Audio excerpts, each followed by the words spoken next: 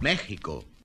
Muchachos, estamos muy felices, estamos con el corazón muy, muy palpitante, porque nos encontramos un libro que les vamos a recomendar. De veras, lean este libro, está muy interesante. Ya ven que nos encanta andar con libros históricos y metidos en cosas que pongan a temblar un poquito a la historia oficial. Este es uno de estos libros y se llama Correrías de un gringo insurgente. ¿Ustedes se imaginan a un gringo insurgente? Pues sí existió. Y José Antonio Ugarte, que está aquí con nosotros, nos va a explicar un poquito. José Antonio, ¿qué va a encontrar el lector al abrir las páginas de este libro? Pues va a encontrar en primer lugar un personaje real.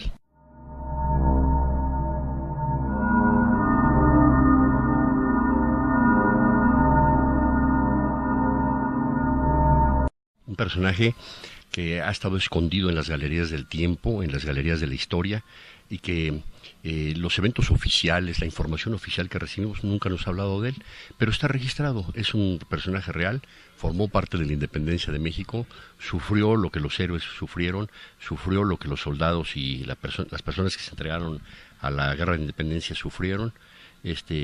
Tuvo todo tipo de persecuciones, todo tipo de intrigas, pero también de glorias, también de satisfacciones.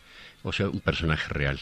Y que su vida, al deambular por las trincheras de la independencia, nos narra, nos muestra cuáles eran las vivencias que tenía la gente.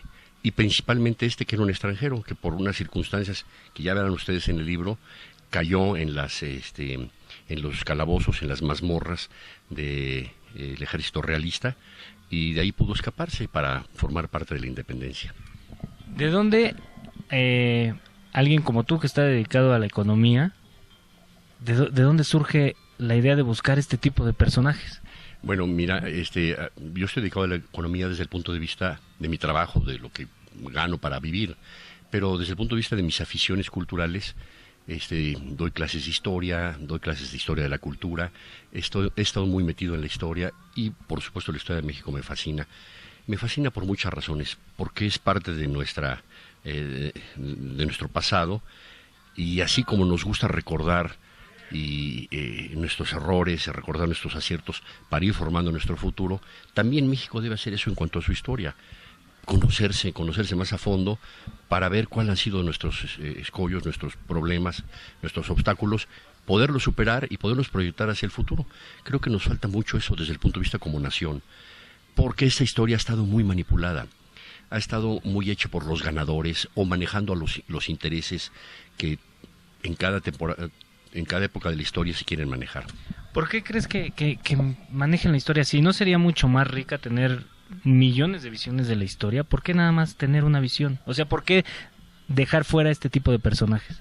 Bueno, en primer lugar, no creo que lo hayan dejado fuera a propósito, sino porque también las personas que manejan la historia, las personas que han manejado nuestros gobiernos y que nos han manipulado desde el punto de vista informativo, tampoco lo conocían. O sea, no era un personaje que estuviera en la primera línea, sino es un personaje que estaba en la segunda línea, pero nosotros sabemos que para que una cosa se realice, no únicamente se necesitan personas en la primera línea, sino atrás de ti está la producción, están las luces, está el micrófono, está el sonido, o sea, hay una serie de héroes anónimos en todas las actividades humanas que no se conocen. Y desde el punto de vista militar, pues es más notorio, porque siempre vemos al general y vemos a Napoleón en sus retratos con su mano dentro del hombro, adentro de los botones de su blusa, pero él no ganó. Los que ganaron fueron los coroneles, los sargentos, los tenientes y toda la infantería y caballería que está atrás de él, ¿no? Y esa es la que va conformando la historia de la... Te preguntaba esto porque a mí se me hace raro que pues un gringo que peleó por la independencia de México no fuera un hecho notorio para los historiadores. Ese es a mí algo que me queda ahí. Claro, bueno, mira, no es notorio. En primer lugar, él tuvo muchas controversias de celos.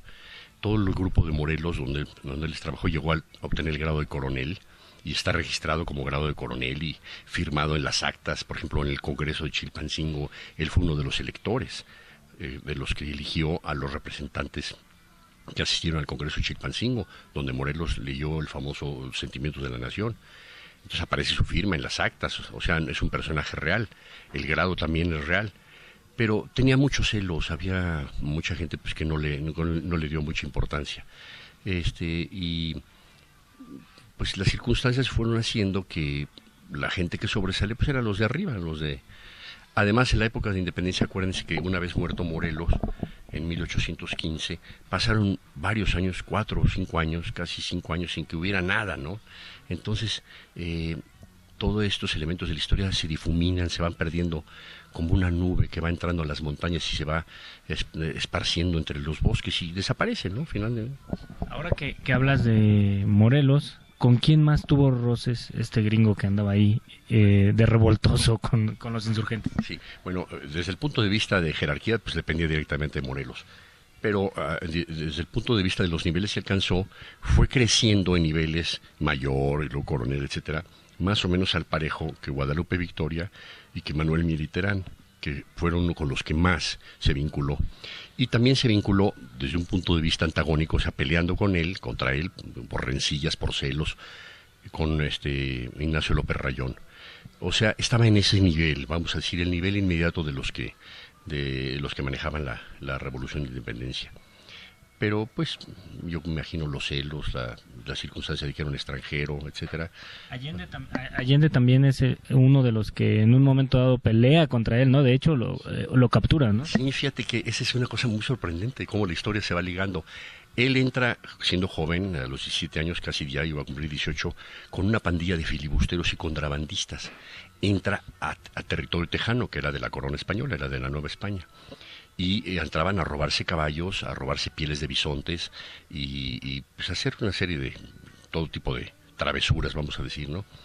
Y en esta incursión en la que él acompaña a Philip Nolan, que era el jefe de los contrabandistas, los captura una patrulla del ejército realista, del ejército virreinal, y se arman los balazos y a final de cuentas a su líder, al Philip Nolan, lo matan, y lo matan de un balazo que le entra en el ojo. Y ahí se deshace la pandilla, ya los capturan y los llevan a la cárcel. Pero el joven teniente que le dispara a Nolan, era un muchacho que estaba haciendo sus pininos como oficial y que se llama Ignacio Allende.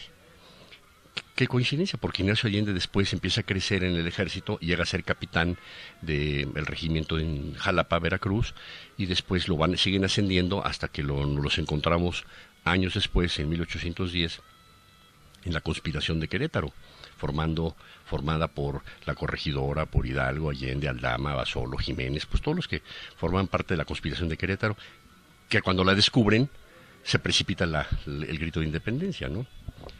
Entonces, Allende lo conoció a Bin, a nuestro personaje, ¿no?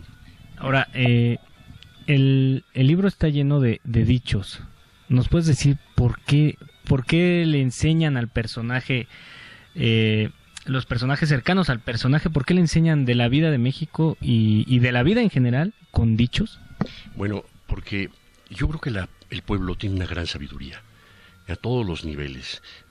Oímos ahorita a los estudiantes que están manifestando, a la gente de otro nivel, a la gente de los obreros, a los que se van a manifestar, y empezamos a hablar con ellos, independientemente de que se expresen bien o no, tienen una sabiduría de su medio, de su entorno, tienen una sabiduría donde se muestra su filosofía de vida.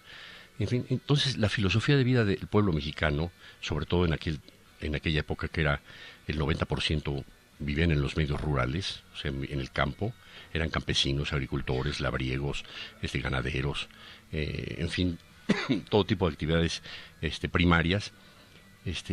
Tenían una gran sabiduría, conocían la naturaleza, se vinculaban con la naturaleza, conocían los cambios de los climas, el desplazamiento de las manadas, que en este caso de los caballos y los bisontes que cazaban.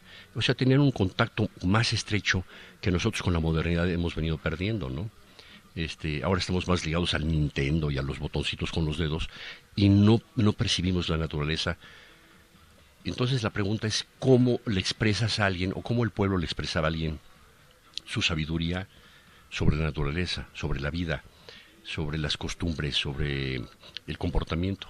Pues a través de los dichos populares, los dichos mexicanos, reflejan esa sabiduría. Conocemos los modernos como perro que ladra no muerde y etcétera, todo eso, no por mucho madrugar amanece más temprano, en fin, los que conocemos. Pero si nos adentramos en la historia del México antiguo, esa sabiduría los rancheros la expresaban con dichos. Entonces, ¿cómo le comunicas a alguien tu sabiduría, cómo le comunicas a alguien tu experiencia, pues con los dichos. Entonces está lleno de dichos mexicanos, porque así le van indicando a este gringo, bueno, la palabra gringo todavía no existía en la época de él, pero vamos a decir a este extranjero, le van indicando pues cómo comportarse, cómo tratarse, cómo relacionarse con la demás gente del pueblo. Y él llega a ser un mexicano pues, 100%, porque llegó aquí a los 17 años, pues, imagínense, a esa edad se aprende rapidísimo un idioma, al rato ya hablaba mucho mejor español que el inglés, y al cual un idioma que fue olvidando después, ¿no? Sí, y es impresionante, muchachos, porque aproximadamente cada 2 páginas, página y media, hay un dicho popular, y eso lo hace muy fresco, lo hace divertido, lo hace interesante, y además de eso también tiene muchas descripciones del México preindependentista. O sea, describe la Catedral de Chihuahua de una manera impresionante, los caminos de bajar desde Chihuahua hasta llegar a Acapulco, que es donde finalmente empieza la aventura independentista de este personaje, ¿no? Sí, porque allí es donde tenía que estar preso, en el fuerte de Acapulco, esperando el galeón de Manila, el barco que lo iba a llevar preso a Manila. Pero el barco llegó antes que el barco llegó Morelos, entonces lo pudo rescatar. No les cuento más para que lean el libro, ¿verdad? Pero la aventura es una aventura muy interesante y muy fidedigna, muy real, ¿no? Pues te felicito, José Antonio, es un libro bastante interesante. Acuérdense, Las correrías de un gringo insurgente. Es el libro que les estamos recomendando este mes. Por favor, échenle un ojo. Está en todas las librerías, ¿no? Sí, ya está en todas las librerías. Entonces, es un buen regalo. Es una buena forma de entretenerse y cultivarse. Lean, muchachos, es importante que lean para que tengan mejores decisiones en su vida. José Antonio, muchísimas gracias. Muchas gracias, te agradezco mucho y qué bueno que lo estás leyendo y que te está divirtiendo mucho. Nos vemos la próxima.